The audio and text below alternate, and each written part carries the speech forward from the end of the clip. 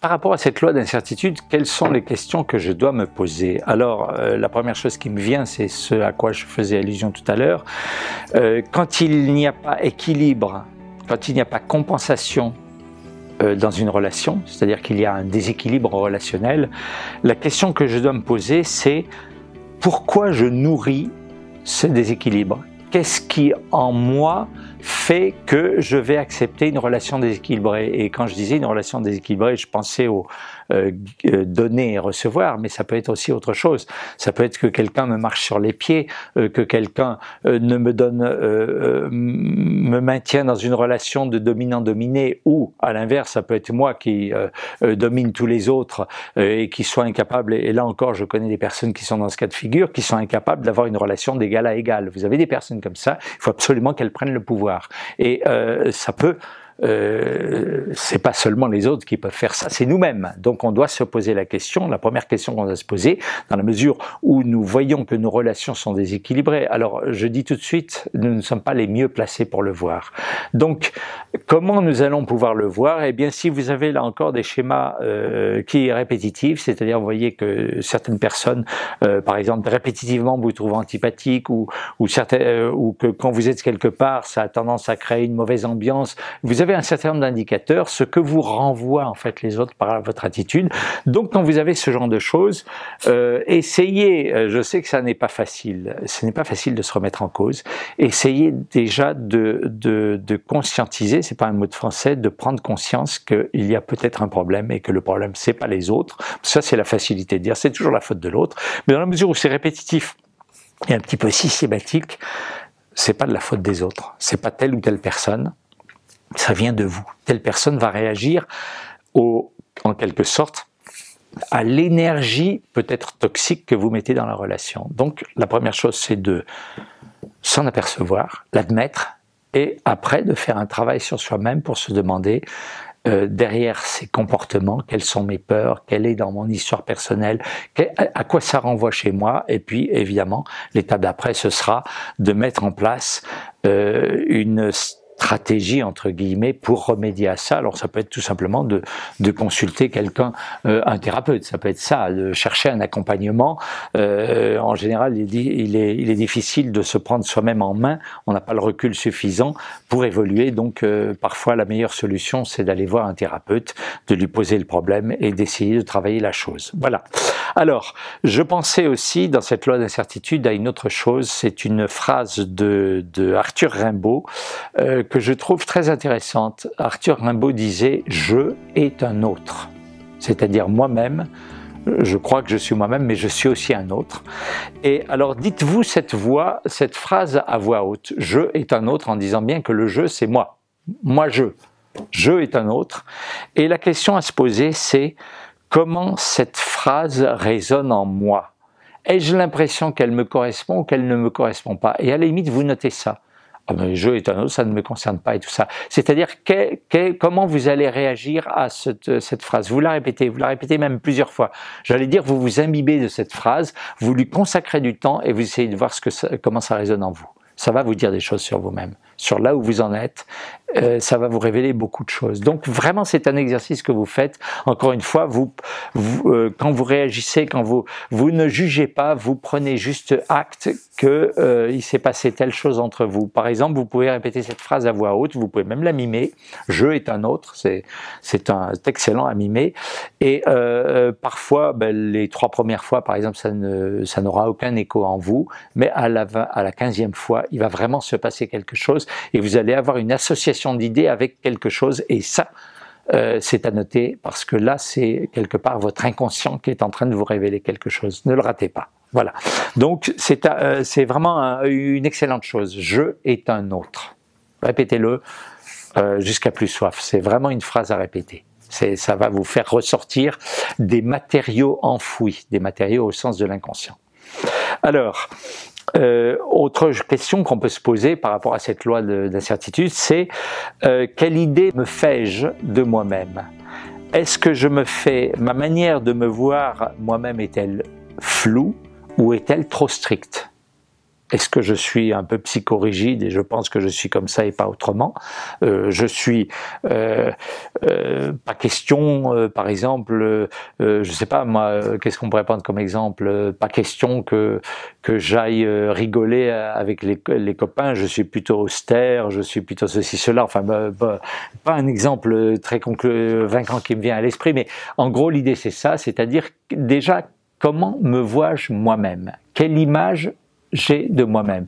Est-ce une image ample, floue, ouverte, ou est-ce une image un peu stricte, un peu peut-être même étriquée et un peu psychorigide? Voilà, donc ça aussi c'est une question à se poser parce que elle va nous révéler aussi notre façon de voir les autres, notre façon de commercer avec les autres. Si je suis dans une forme de rigidité et de précis, c'est bien par exemple pour quelqu'un qui professionnellement est comptable ou est dans les chiffres, sans vouloir viser absolument personne, ou quelqu'un qui est dans les mathématiques, dans les sciences exactes. Mais c'est pas forcément un plus pour quelqu'un qui veut être en tout cas dans le relationnel. Donc c'est important de se poser cette question pour savoir comment on se positionne et éventuellement si on est mal à l'aise dans notre façon d'être vis-à-vis de nous et vis-à-vis des autres, eh bien un petit peu travailler ça.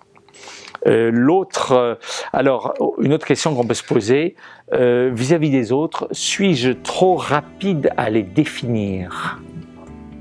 Suis-je trop rapide à leur coller une étiquette? Alors c'est un petit peu la même question, mais cette fois-ci avec le projecteur sur les autres. Voilà, est-ce que je vois une personne et je suis persuadé qu'elle est comme ci et comme ci et comme ça, alors que sur le fond je n'en sais rien? Voilà, c'est aussi une question à se poser.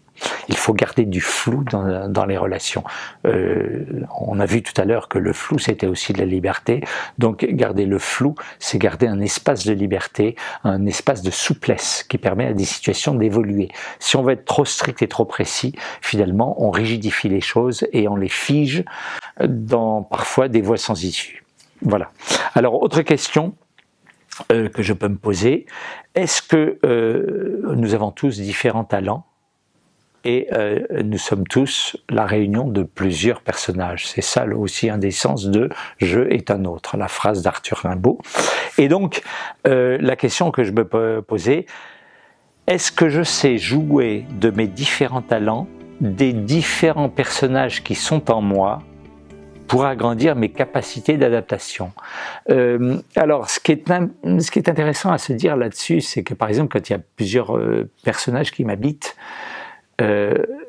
soit je suis écartelé entre ces différents personnages, soit donc, et dans ce cas-là c'est presque schizophrénique, ils menacent mon intégrité personnelle, l'intégrité de ma personnalité. Par exemple, je dirais c'est souvent ce qui peut advenir à l'adolescence où on est pris entre des choses plus ou moins incompatibles et on ne sait pas du tout comment gérer cette richesse bouillonnante qu'il y a en nous. Ou alors,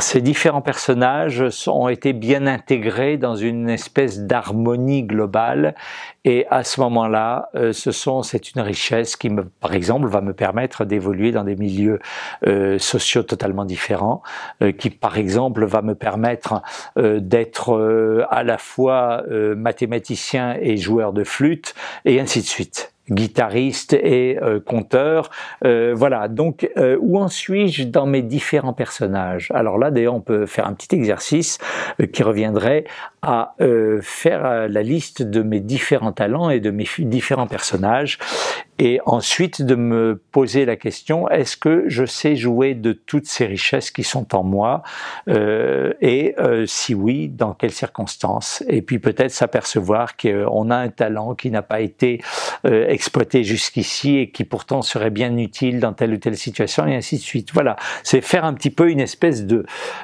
radioscopie de qui nous sommes, de quels sont nos différents potentiels, et de pointer du doigt ceux que nous n'utilisons pas assez. Voilà.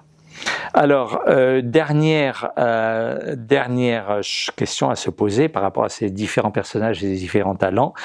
Si je ne les utilise pas suffisamment, toujours on peut se dire que ça renvoie soit à une ignorance d'ailleurs, mais beaucoup plus souvent à une peur. Donc quelles sont mes peurs? Ai-je peur de mes facettes multiples? Si j'ai plusieurs facettes, je suis à la fois père de famille, je suis à la fois pianiste à mes heures et mathématicien le reste du temps, ou je fais de la varap, enfin peu importe. Comment se fait-il? Et puis j'aimerais être ceci et cela, j'aimerais être par exemple joueur d'échecs, mais je ne le fais pas. Pourquoi je ne le fais pas? Alors ça peut être tout simplement pour un truc tout bête, j'ai déjà une vie assez remplie et j'ai pas de place pour ça, donc j'ai hiérarchisé mes priorités et ça c'est un peu trop en bas de la liste, mais ça peut être aussi parce que tel talent éveille en moi une peur ou des blocages, et donc c'est, comme je dis, c'est très important de prendre conscience de ça pour essayer de passer outre sur ces blocages et ces peurs qui finalement vont enfermer notre vie dans une ligne de vie qui est un petit peu en deçà de notre potentiel. C'est dommage. Voilà.